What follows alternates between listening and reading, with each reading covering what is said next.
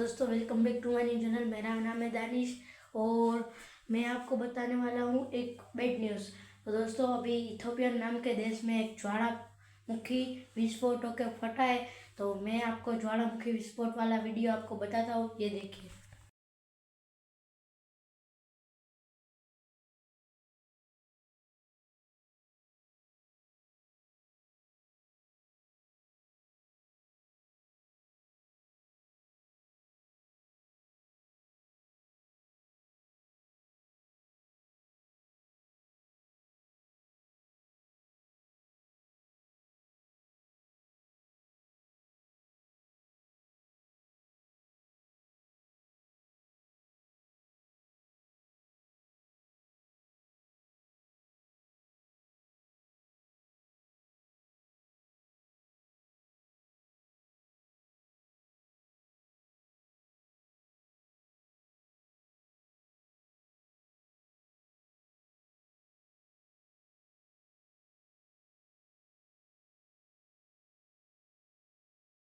दोस्तों अभी आपने देखा कि ये थी ज्वालामुखी विस्फोट वाली वीडियो। तो मिलते हैं अगले वीडियो में, तब तक के लिए बाय।